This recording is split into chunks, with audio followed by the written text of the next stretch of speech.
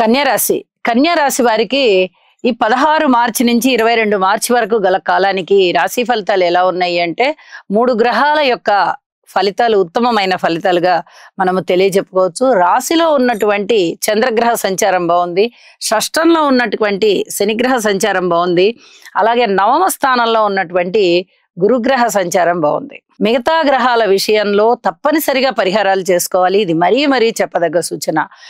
రవి రాహువుల కలయిక జరుగుతోంది. అలాగే నీచలో ఉన్నటువంటి బుధుడు, ఉచ్చలో ఉన్నటువంటి శుక్రుడు పరస్పర భిన్నమైనటువంటి ఫలితాలతో పాటు కొన్ని ఇబ్బందికరమైనటువంటి ఫలితాలు కూడా ఉన్నాయి. ఆరోగ్యానికి సంబంధించి జాగ్రత్తలు తీసుకోవడం కానీ, తండ్రి గారికి సంబంధించి జాగ్రత్తలు తీసుకోవడం కానీ, భార్యాభర్తల అన్యోన్యత విషయంలో కానీ, అలాగే ఆరోగ్య విషయంలో కానీ, పబ్లిక్ రిలేషన్స్ విషయంలో కానీ, రాజకీయ నాయకుల విషయంలో కానీ, వ్యాపార భాగస్వాముల మధ్య కానీ ఇత్యాది అంశాలలో అతి జాగ్రత్త ఉండాలి.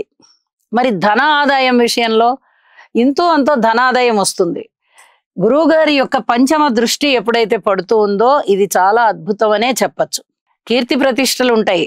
ఇంకొక పక్క ప్రజాభిప్రాయాలలో భిన్నమైనటువంటి అభిప్రాయాలు ఉంటాయి.